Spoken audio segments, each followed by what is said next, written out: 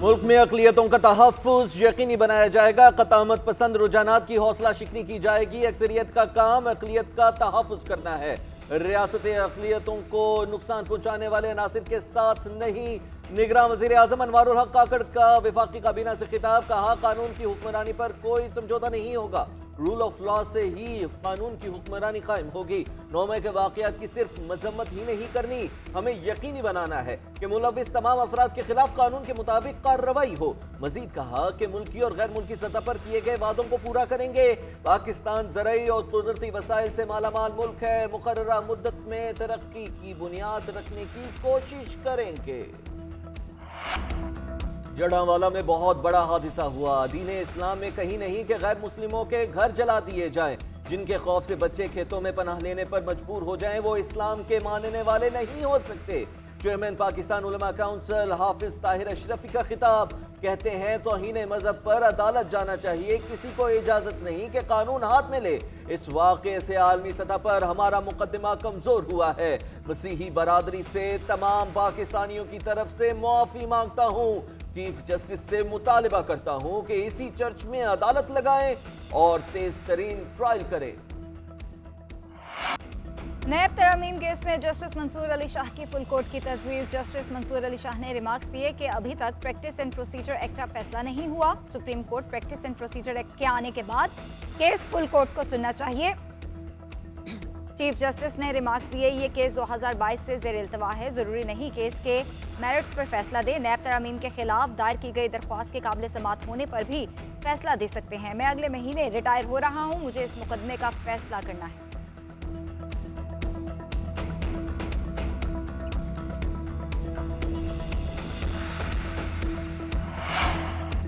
Panama JIT के volume 10 के हुसूल से मुताल्लिक दरख्वास्त समाअत के लिए मुकर्रर। चीफ जस्टिस ऑफ पाकिस्तान की सरबराही में 2 रुकनी बेंच 22 अगस्त को समाअत करेगा। ब्रॉडशीट कंपनी वॉल्यूम 10 को बरतानवी अदालत में बतौर सबूत पेश करना चाहती है।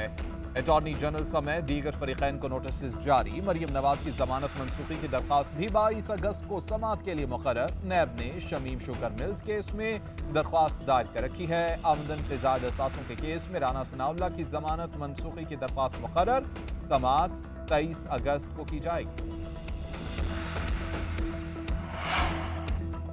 नवे रोज में इंतखाबात कराएं वरना वकला तहरीक शुरू की जाएगी। पाकिस्तान बार काउंसिल का ऐलान, हल्का बंदियों के बायस 90 रोज की आईनी हद से ज्यादा इंतखाबात में ताखीर के फैसले की मजम्मत। एलामिया में कहा कि इलेक्शन कमीशन का हल्का बंदियों का स्केजुअल इंतखाबात में ताखीर का हरबा है। आर्टिकल 224 इलेक्शन कमीशन को पाबंद करता है कि 90 रोज के अंदर आम इंतखाबात कराए। मुकर्ररा मुद्दत में आजाद, मुनसिफाना और शफाफ इंतखाबात इलेक्शन कमीशन का फर्ज है। साफ शफाफ इंतखाबात के जरिए मुल्क को बदतरीन मौशी हालात से निकाला जा सकता है। गुज़िश्ता रोज इलेक्शन कमीशन ने नई हल्का बंदियों के बायस 90 रोज में इलेक्शन कराने से माजूरी जाहिर की थी।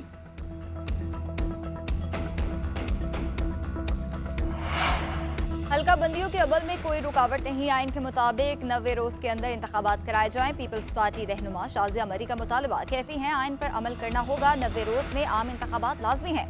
मुल्क के सियासी और मुआशी हालात किसी बहरान के मुतहम्मिल नहीं हो सकते। पीपल्स पार्टी आम इंतखाबात के लिए तैयार है।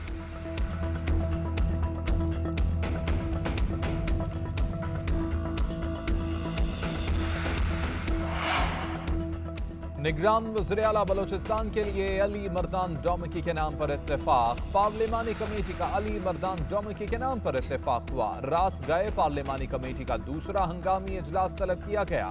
मीर अली मर्दान डोमकी समेत 4 नामों पर गौर किया गया। अली मर्दान डोमकी की तकर्री के लिए स्पीकर की असम्बली पर गवर्नर बलोचिस्तान ने दस्तखत कर दिए। नामजद निगरान वज़ीर आला आज शाम 6 बजे हल्फ उठाएंगे।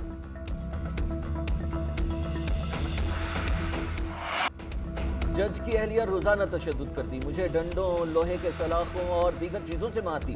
जज की अहलिया के तशद्दुद का शिकार रिजवाना ने बयान पुलिस को रिकॉर्ड करा दिया।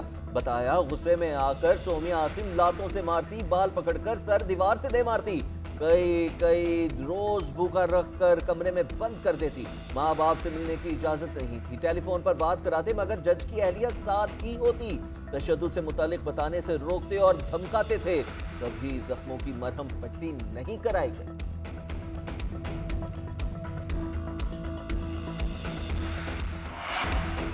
चेयरमैन पीटीआई के भांजे हसन नियाजी की बाजियाबी की दरखास्त। लाहौर हाईकोर्ट ने मुलाकात की इजाजत से मुताल्लिक फैसला महफूज कर लिया। दौरान समाअत पंजाब हुकूमत के वकील ने जवाब जमा करा दिया। अदालत को बताया कि हसन नियाजी का केस ट्रायल के लिए मिलिट्री कोर्ट में भिजवा दिया गया है। अदालत ने एडिशनल एडवोकेट जनरल से मुलाकात के लिए तरीक़ाकार की वजाहत भी तलब कर ली।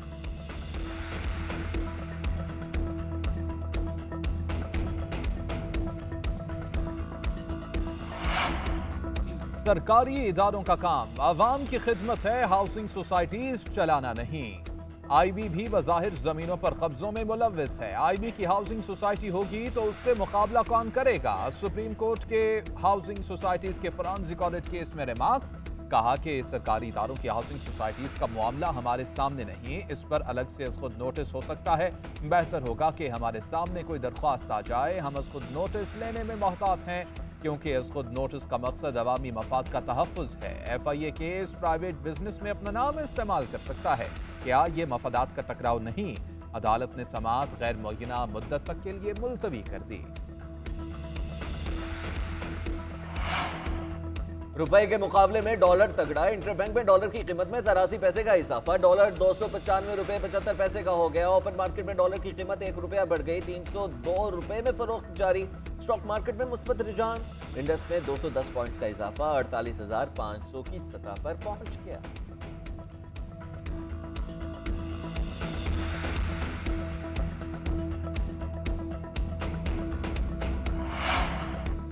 पाकिस्तान का बजट खसारा GDP के 7.7% तक जा पहुंचा। कल आमदन 9,633 अरब और अखराजात 16,154 अरब रुपए। वजारत खजाना ने माली साल 2022-23 की रिपोर्ट जारी कर दी। वजारत खजाना के मुताबिक अखराजात और आमदन में फर्क 6,000 अरब रुपए से जायद हो चुका है। सूद की अदायगियों पर 5,800, दिफा पर 1,585 अरब रुपए खर्च हुए।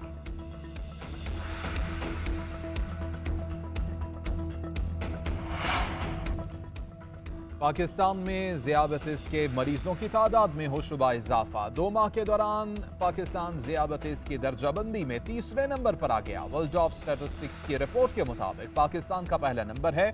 2022 में मर्ज की शरह 26% थी, जो बढ़कर 30.8% तक पहुंच गई है। मरीजों में 42% मर्द, 58% खवातीन शामिल। मरीजों की ज्यादा तादाद का ताल्लुक देहात से है।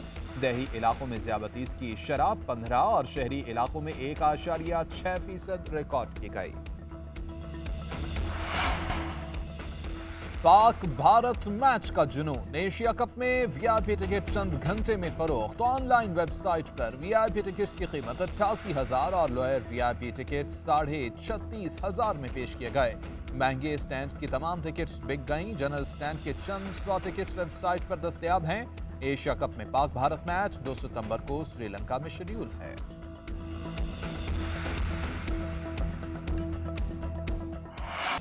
चीन में आलमी रोबोट कॉन्फ्रेंस का मेला सज गया। हाथ हिलाते, सर घुमाते, पलकें झपकते रोबोट्स पर इंसान होने का गुमा। जदीद टेक्नोलॉजी पर मुश्तमिल रोबोट्स की तैयारी में इंसानी तासुरात को उजागर करने का भी इंतजाम किया गया है। पालतू जानवरों से मुशाबहत रखने वाले रोबोट्स भी शायकीन की तवज्जो का मरकज।